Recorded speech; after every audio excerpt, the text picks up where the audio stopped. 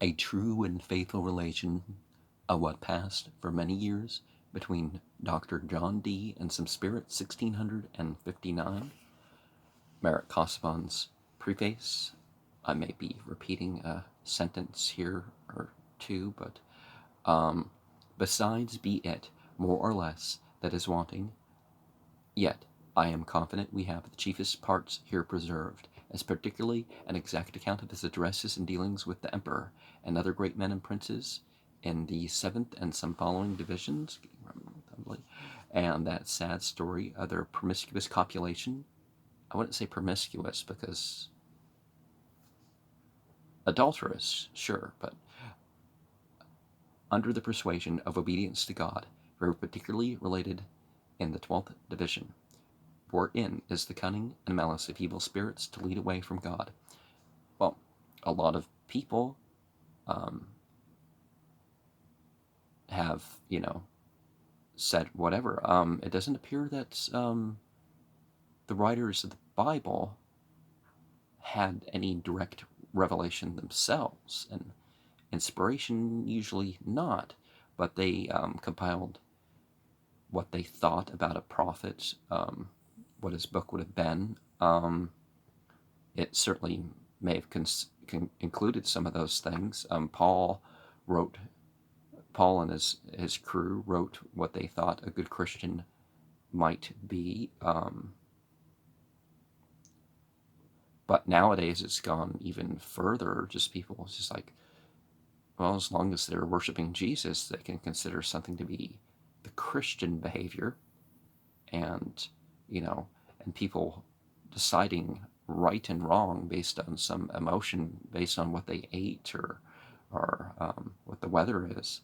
And some people, you can look at them and say, well, it's sunny outside, and but that was a cloudy week, so a lot of things were wrong that aren't usually wrong.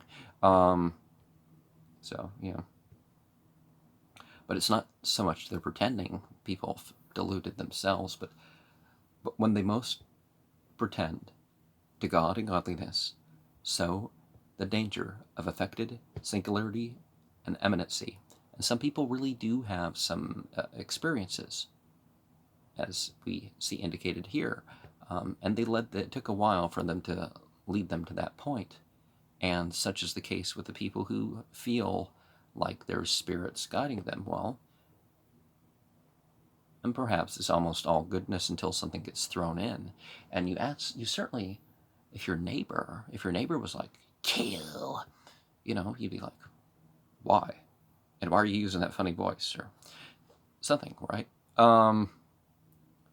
So when you have a dream or something,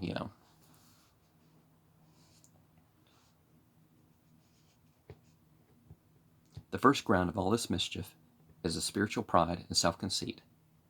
Now, I would say with Dr. John Dee, they were trying to humble themselves. It's like, we got to step outside of what we have personally, are we not doing this, or are we doing this because of our personal tastes? Because I would say you have to go beyond that to not, if you're judging entirely on your personal tastes, you're a psychopath. So they wanted to humble themselves, I would say, is eminently let out to every man's observation. It is not already far engaged, as in these times, too many, in such principles.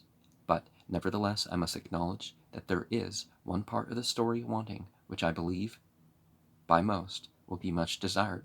For whereas the very beginning mention is made of a stone, and that stone is not only there mentioned, but afterwards in every action almost, an apparition throughout the whole book to the very end, still occurring and commemorated as a principal thing, what it was, and how he came by it, yea, and what become of it, would be known, if by any means it might. All that we are able to say of it is this: it was a stone in which, and out of which, by persons, were qualified for it, and admitted to the sight of it, all shapes and figures, mentioned in every action, were seen, and voices heard. The form of it was round, as appeareth by some coarse representations of it in the margins, as in pages 395, 399, and 413. It seems to have been of a pretty bigness. It seems it was almost like unto crystal, as it was called sometimes, as page 80, Inspecto Cristallo, and page 177b, the Nibil Visibile Apparuit in Cristallo Sacrato Practor Ipsius Cristalli Visibili Formum. Everybody knows by common experience that smooth things are fittest for representations as glasses and the like, but ordinarily such things only are represented as stand opposite and are visible in their substance. But it is a secret of magic which happily may be grounded, in part at least, upon some natural reason, not known unto us, to represent objects externally not visible in smooth things. Well, it's not just representation, there's the technique of scrying.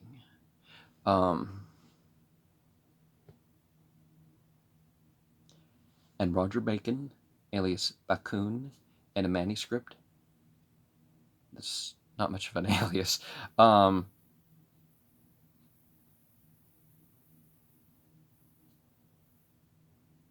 inscribed De Dictis eo factis falforum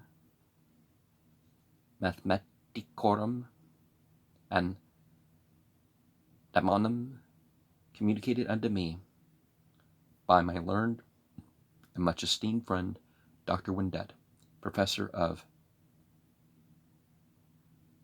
physics in London, hath an observation to that purpose.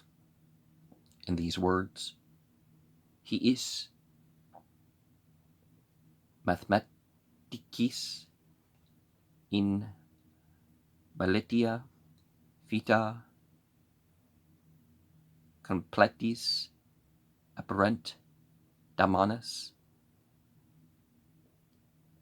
sensibilitur in forma humana eo areis formis varias decunt faciunt multa ais mirabilia secundum quad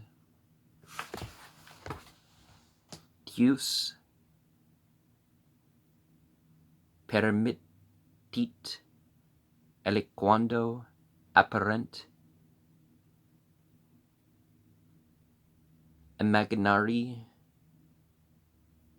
ut in ung we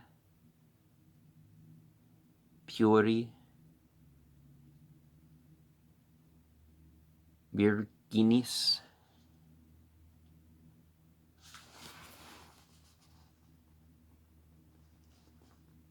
Carminate eo e pelvibus eo in cibus eo in spatula arietis secundum modum eorum consecratis eo in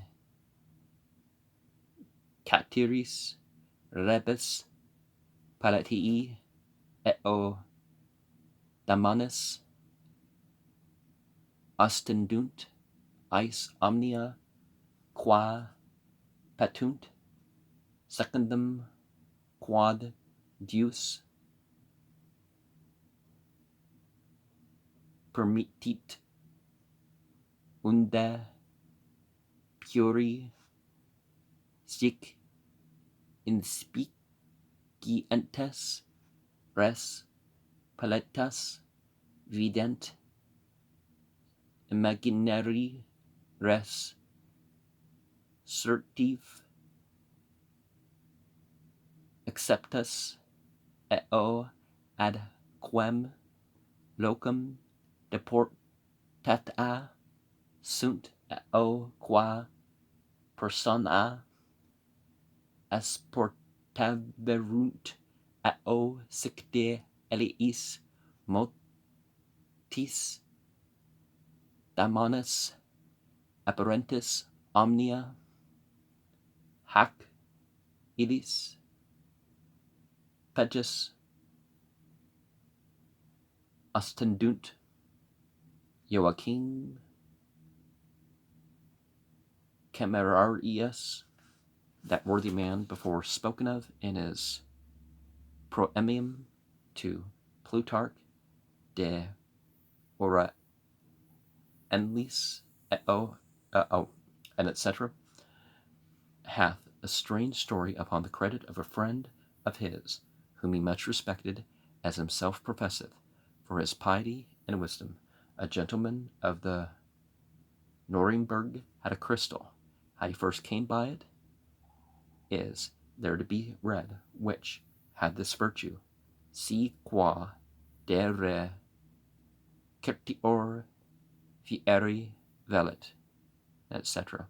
If he desired to know anything past or future that concerned him, yea, or any other outlet in most things, let a young boy cast him, one who is not of age yet, look into it. Now, like for example, in the Islamic world, they would ask, are you 15 yet, as one of the questions to determine that. The Christian world, 7 and 8 were often seen as the age of accountability, which you don't fully have. Independent morality or the cognitive ability to choose of it, so I would have to question that, but look into it. He should first see a man in it, and so apparelled, and afterwards what he desired. No other but a boy so qualified could see anything in it. This crystal became very famous in those parts. Yea, some learned men came to it to be satisfied in doubtful points, and had their questions resolved. Yet at last, as well as it deserved, it was broken in pieces by Camerarius, his friend. Well, people, it's more of people who are haunted than things, and a friend who would destroy your spiritual items. I would question such a friendship.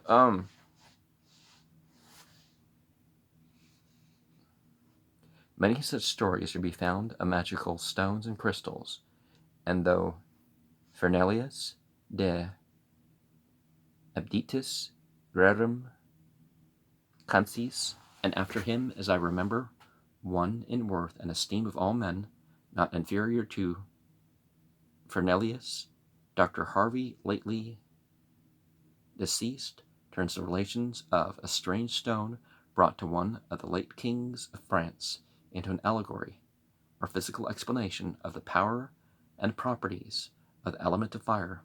Yet I am not satisfied but that the relation might be literally true, for so it is, as I remember here also, for I have none of those books by me at this time related by Thuanus, and so by some others very learned and understood.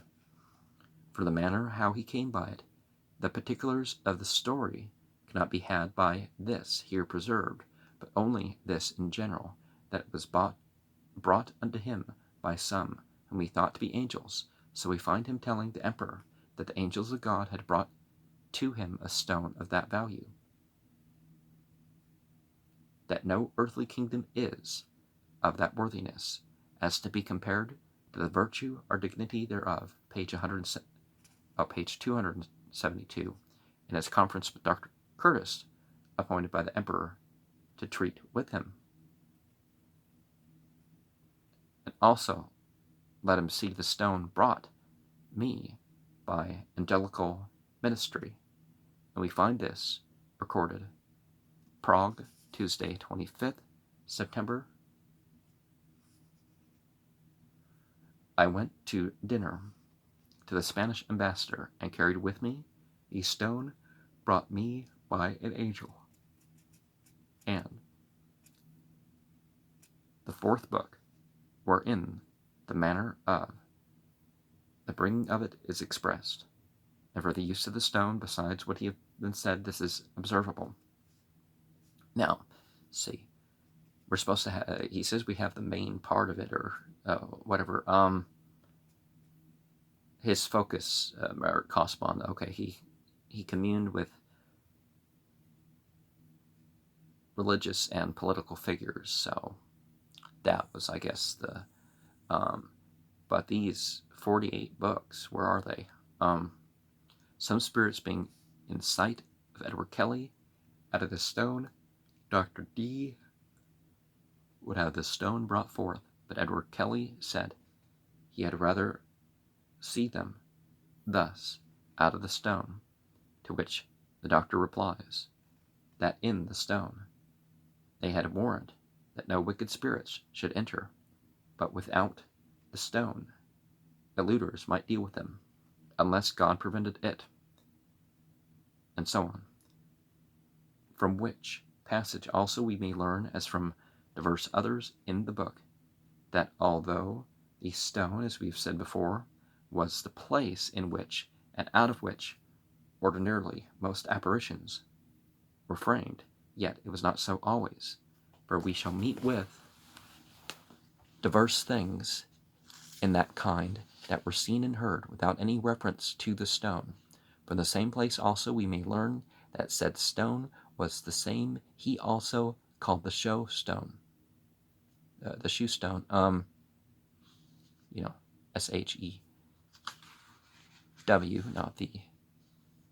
not the shoe you put on the foot, as in many places besides. However, it is certain enough that he had more stones than one, which he accounted sacred. Well, doesn't the Bible talk about that sort of sacred stones and all that too? Observe the principal stone and this other stone, and first sanctified stone, usual shoe stone, and holy flame, and holy stone, and may be thought opposed and different, but I understand it otherwise, and this is the count we can give of this principal holy stone, and to supply the defect of the manner how it was brought to him. The reader, if he please, may find some satisfaction if he read the manner how it was taken away and restored, very particularly set down, as before, upon another occasion was observed.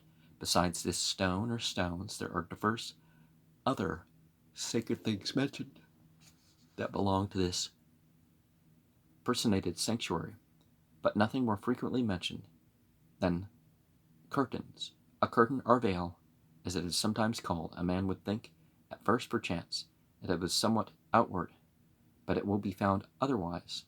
It was seen in the stone, and appeared of different forms and colors, as they that read will quickly find. And one of the things that used to be about the Kaaba in Mecca, the Bible talks about the Hagarites and the Ishmaelite, given to the Ishmaelites, and the rock in the corner, and all that sort of stuff. It's clear where you're talking about if you know how they're speaking, and about the Talmud and an early Jewish the pre-Quran Jewish writings about where this sort of stuff is going to be. But the cloth over at different times had different colors. Nowadays it's just been straight black for quite some time. But back in the day, the cloth over the cube would be of different colors. And some of these fragments have survived, by the way.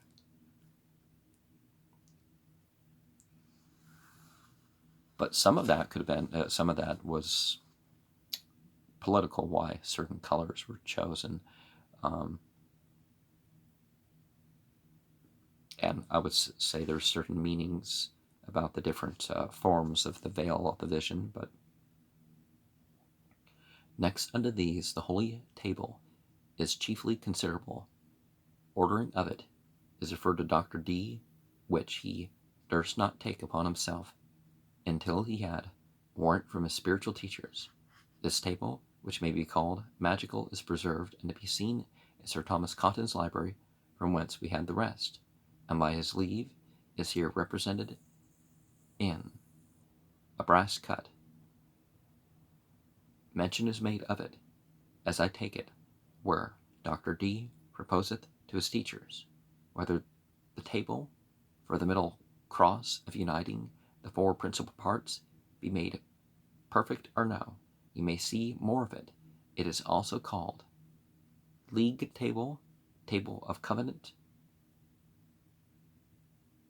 Musa Foederis in some places. The pedestal of it is mentioned in 2 or 3 places, and indeed a very curious frame belonging unto it, yet to be seen in the said library. But I know not what to make of that, neither Nalu nor the table appeareth, and the round table or globe appeared not. I believe it must be understood of somewhat that he had appeared, of somewhat that had appeared before in the stone. The reader that will be so curious by careful reading may soon find out. I was not willing to bestow too much time upon it. One of the things that we find with some of these things is that we have sort of the flat thing. Like, in one way or another, either we have flat magical tablets, depending on what you mean by magic, it's either are literal, but,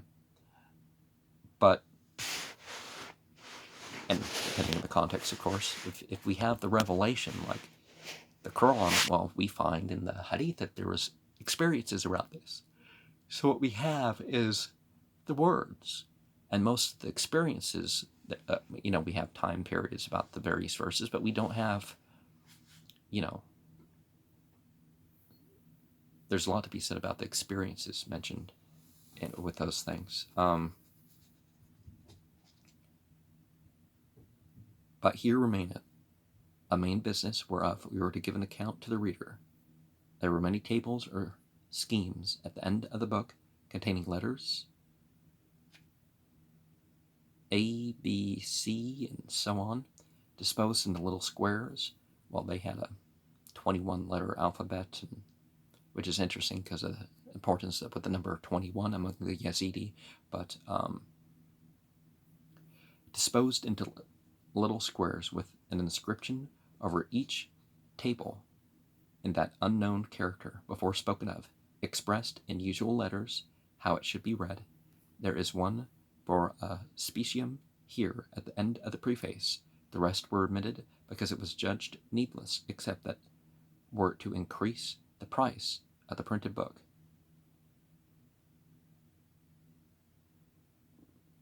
For first, Dr. D himself, though he took a great deal of pains to understand the mystery of them, and had great hopes given him from time to time to reap the benefit himself, complains of it in more than one place, of his toilsome work and long patience, yet it never came to anything, and if he made nothing of them to benefit himself thereby, what hopes had we? Besides, we may judge of these tables, and all this mystery of letters, by what we have seen in others of the same kind. Johannes Trithemius was a man that was supposed by most to have dealt with spirits a long time, and to have been instructed by them in some of those letters that he pretends unto by his books. People really have experiences like that. I haven't had experiences of strange characters and stuff like this to the point where I could have wrote a book or a whole system about it, but I've certainly experienced some things and wrote some of those things down. Mostly they're symbols rather than, but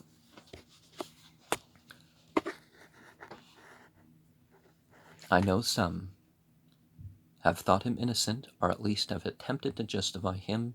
Some affect such things to show their wit, and to think they shall be thought much wiser than other men if they contradict received opinions through their vanity. Well, just what do I authentically have the opinion of is very often that. Not that, oh, I am better than you because I have formed an opinion. And if you're forming opinions to disagree with other people, that's just that's an issue in itself. But if you're, and strong conceit of their own parts, be their chief, if not only ground. Now, you don't have to be conservative to look at what others have said and, consider that as you make your opinions. It's like, well, have they figured out something? Because honestly, I've read some things, and then come across some explain why this from this, and I'm like, or why this is this, and I'm like, oh, yeah, that sounds right. Largely, as as smart as I am, I don't have drawn out opinion. I don't have specific, rephrasings and other thoughts about everything I come across. But learned and judicious master Vossius hath showed himself very willing to think the best of him and his books, yet he gives it over at last, and rather concludes on the contrary. They that dare defend Apollonius, the greatest upholder of ethicism that ever was, I bet most heathens accounted either a god or a magician. Apollonius was mentioned in the biblical, mentioned under the name of Paul and of Jesus in the Bible, if you want to be technical. Need not stick at anything in this kind, but say he was what any man would have of him. Frithemius, we speak of his polygraphy, he set out in his lifetime, dedicated to the then emperor. He tells the world of the greatest wonders to be done by it that ever were heard of, all wisdom and arts, all languages, eloquence, and what not included in it. But I never heard of any man that could make anything of it, or reaped any benefit of any kind, which I think is the reason that his steganography mentioned and promised in his first work was so long after his death before it was printed. Well, sometimes these things are, more or less a secret, right? It was expected it would have given some light to the first, but neither of that, nor this latter, could ever anything that I ever could hear be made by any man. Well, and very often the printers don't necessarily consider it as much importance or as much ability to sell or whatnot as the authors that bring it forth. Or they just don't agree with it. They figure it could sell, but they don't want to promote that idea. I have good ground for what I say, for besides what others have acknowledged, I find learned Vigenère, who, in his old age, was grown himself very cabalistical, or it may be had some disposition that way, though very learned otherwise from his natural temper, as much grounded in that book as any man before him. One of the why do I have all these colons instead of periods?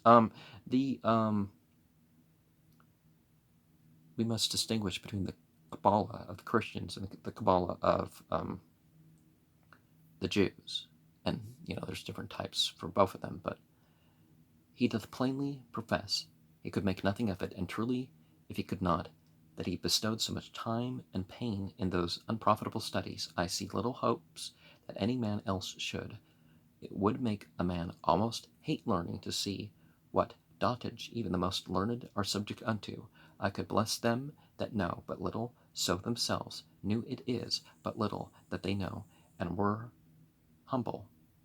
But it commonly falls out otherwise, that they that know but little think that little to be much, and are very proud of it, whereas much knowledge, or so to speak properly, more knowledge, if well used, hath this advantage, that it makes men most sensible of their ignorance. The reading of Eugenerus, his book of ciphers, which I once thought a rare piece, as many other things of the same author which I had read, had expressed these words from me in this place, and because it hath so much affinity with our present theme, I was the beholder but to return. Upon this consideration the reader, I hope, will not be sorry for the rest of the tables, being many in number, were admitted, though I must add withal, I had known or thought any use be made of them, having no better opinion of the author, him or them, I mean from whom Dr. D had them, I should not have been very forward to have had a hand in their coming abroad. Now it would wait to after Aleister Crowley till these were generally available to the public, other than, well, there's a library you can go view this stuff in.